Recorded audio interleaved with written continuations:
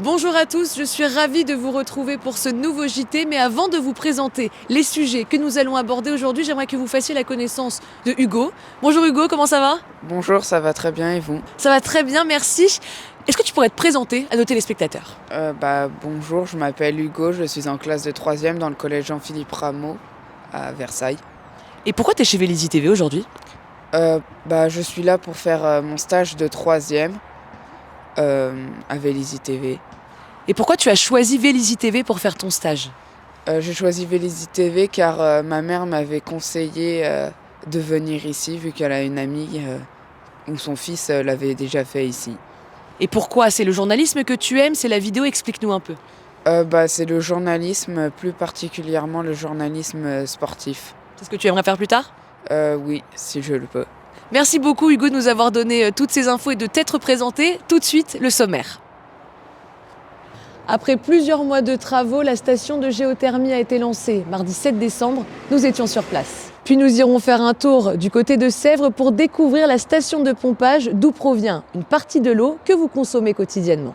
Mais tout de suite, direction le marché de Noël qui s'est déroulé les 4 et 5 décembre pour clôturer l'année en beauté. Les fêtes de fin d'année approchent et pour lancer ces festivités, la patinoire et le marché de Noël ont ouvert leurs portes samedi 4 décembre. Produits du terroir ou artisanaux, une cinquantaine d'exposants étaient présents. Nous y étions, c'est tout de suite. 2020 n'avait pas permis la tenue de ces festivités, mais cette année, patinoire et stand du marché de Noël ont fait leur grand retour en ce premier week-end du mois de décembre.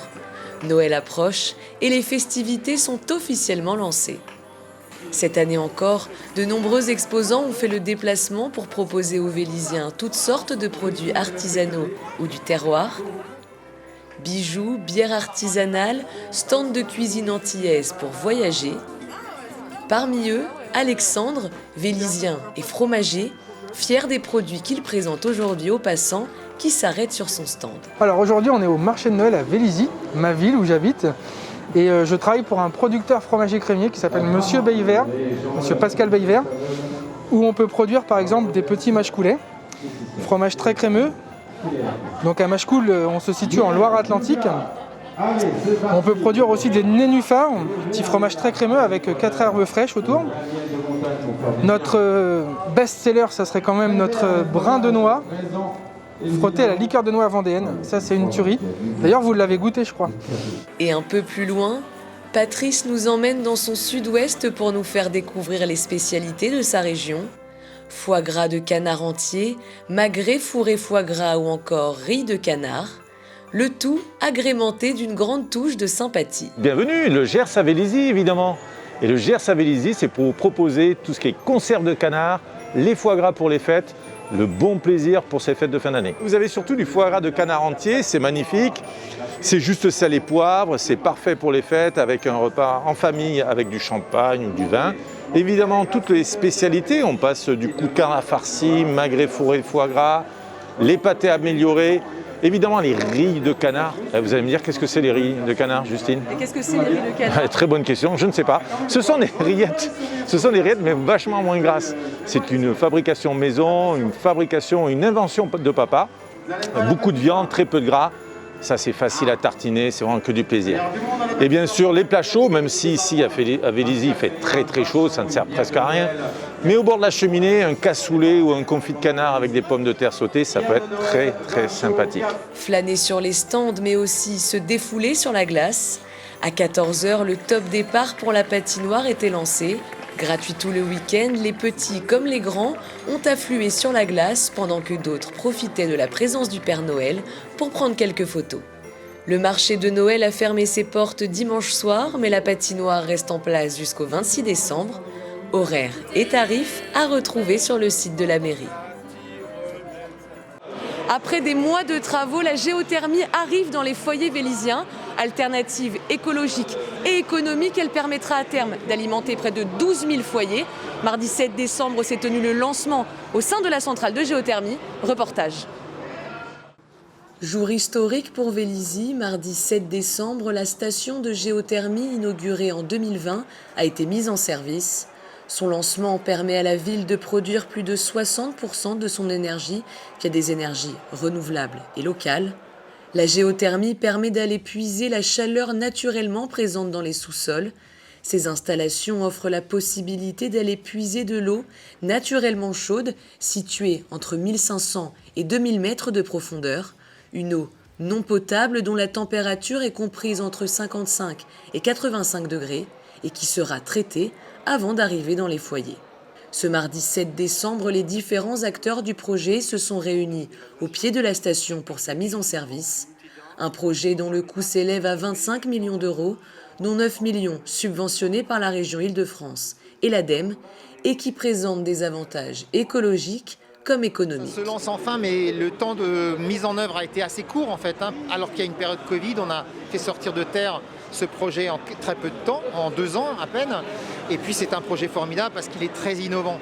Et surtout, ce qu'il faut dire, peut-être pour les habitants, c'est qu'ils vont payer beaucoup moins cher la facture de chauffage et en plus avec une énergie renouvelable. Pour nous, ce projet de géothermie, il est remarquable à plusieurs titres, à la fois parce qu'il présente une innovation forte en termes de géothermie permettant de vraiment d'avoir un taux de performance élevé et surtout qui nous démontre qu'on peut aller regarder davantage dans les nappes géothermiques et donc développer davantage de projets. Et puis il est aussi pertinent parce qu'il est mobilisateur, il a mobilisé la ville, qui a bâti un schéma directeur sur les réseaux de chaleur, qui a travaillé en amont sur quelle serait finalement la manière de produire la chaleur renouvelable de la meilleure manière et finalement la géothermie s'est présentée comme une solution pertinente. Solution pertinente et qui accompagne les foyers vélysiens face à l'augmentation des prix du gaz en 2022, permettant ainsi aux familles de faire quelques économies. C'est l'aboutissement d'un projet un peu fou, comme on a l'habitude de les faire à Vélizy. Il y a 2 ans, on a eu cette idée un peu géniale finalement, d'aller faire de la géothermie en grande profondeur, ce qui était une première. Et là, en fait, on avait anticipé plein de choses, mais on n'avait pas anticipé l'augmentation du gaz aussi rapidement. Et ce qui fait que là, déjà, à partir d'aujourd'hui, le mégawatt va passer de 125 € à 93. Donc pour tous les Vélysiens. Et ce qui fait, rien que pour un F3, déjà 200 € sur l'année d'économie. Et sur un F5, ça fait 500 € d'économie, rien que sur le chauffage.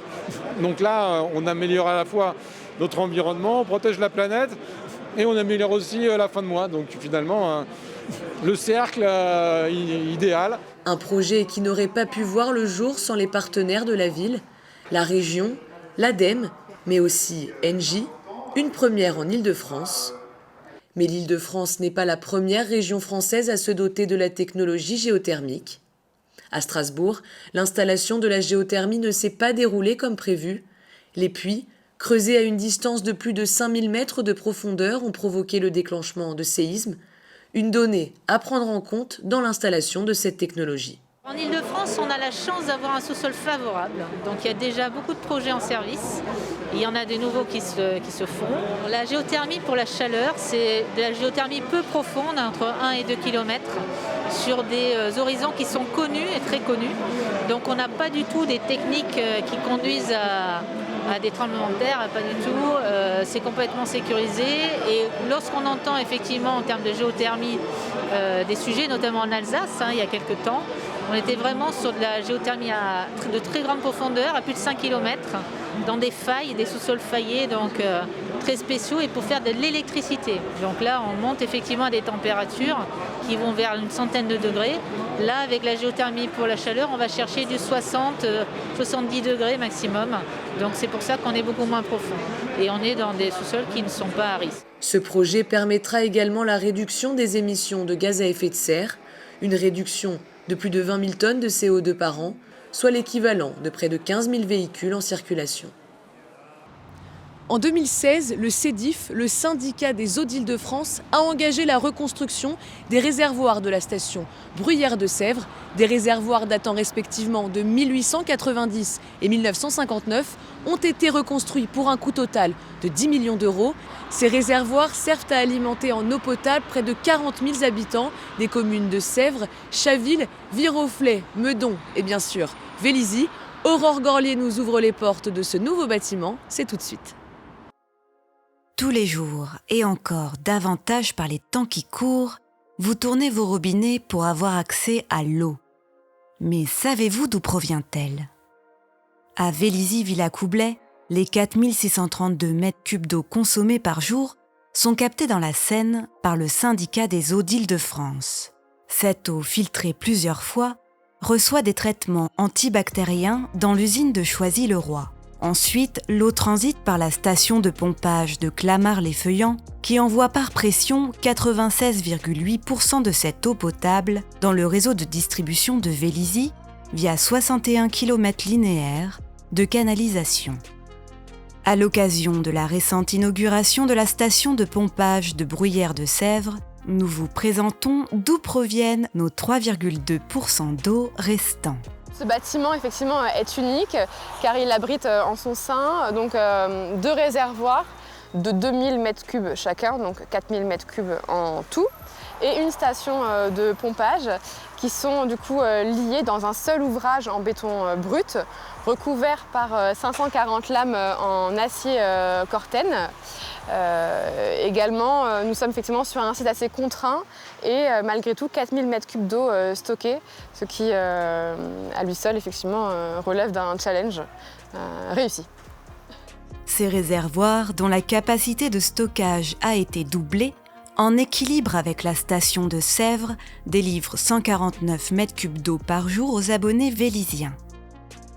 Et c'est Veolia Eau d'Île-de-France, délégataire du CEDIF, qui assure distribution, qualité et respect de l'ensemble des normes sanitaires de cette eau. Tout le traitement se fait à Choisy-le-Roi. On a également la partie chloration qui se fait à Choisy-le-Roi. Une fois que l'eau est complètement pure, traitée, elle va être pompée vers les réservoirs de première élévation. Donc, c'est les réservoirs qui sont situés au niveau de Villejuif et de Châtillon. Donc, le premier niveau piézométrique, on est à un niveau de 122 mètres. Ce niveau-là, finalement, va alimenter la station de Sèvres, à quelques kilomètres en contrebas. La station de Sèvres va pomper de 122 mètres jusqu'à un niveau de 173 mètres, donc, ce qui va permettre d'alimenter les réservoirs qui sont juste au-dessus de nous. Et les conduites oranges qui repartent dans ce sens-là, ce sont les conduites qui vont distribuer l'eau à partir des réservoirs. C'est des conduites en DN 400 mm. Et puis ensuite, le pompage qui est derrière moi, donc c'est ce qui va permettre de pomper d'un niveau de 173 mètres à 220 mètres. C'est un réseau qui est surpressé. Donc chaque mètre cube qui est consommé, il est immédiatement pompé pour réalimenter le réseau. Donc c'est le niveau le plus haut de 3e élévation que l'on a ici et c'est celui-là qui alimente une petite partie de Vélizy. Les stations de surpression sont en sous-sol de la station et donc l'eau qui alimente Vélizy, elle va partir par cette canalisation. Et puis ce qu'on voit autour, c'est tous les réseaux d'alimentation et tous les réseaux desservis. Alors ici, ce sont les groupes de pompage qui alimentent le réseau de surpression. Au total, on a 4 groupes.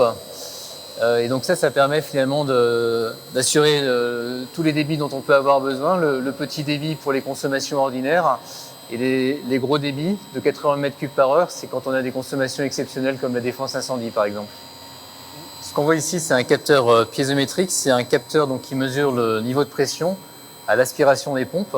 Et donc, en fonction de cette pression qu'on a en amont, l'électronique va réguler le débit des groupes de pompage pour assurer pile le niveau de fonctionnement qui est requis pour la pression de sortie sur le réseau surpressé.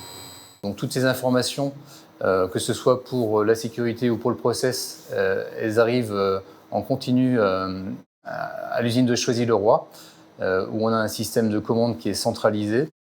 Ça communique avec un réseau Ethernet qui est sécurisé. On est soumis à la loi de programmation militaire, donc tout ça est très, très sécurisé. Et puis tout le fonctionnement, il est assuré depuis le site de Choisy-le-Roi. Sur ce secteur, l'eau est contrôlée au minimum une fois par semaine, l'eau étant le produit alimentaire le plus surveillé en France. Ce qui n'empêche pas que la qualité de l'eau peut parfois subir des pollutions diffuses ou accidentelles. Au niveau de ces différentes usines de production d'eau, le CEDIF entend implanter une nouvelle technique complémentaire, l'osmose inverse basse pression. Un procédé membranaire qui va permettre de retenir davantage de polluants, dont les perturbateurs endocriniens. Ce procédé permettra aussi de retenir le calcaire ou encore de diminuer le chlore au robinet des consommateurs pour se diriger davantage vers une eau pure, sans calcaire et sans chlore.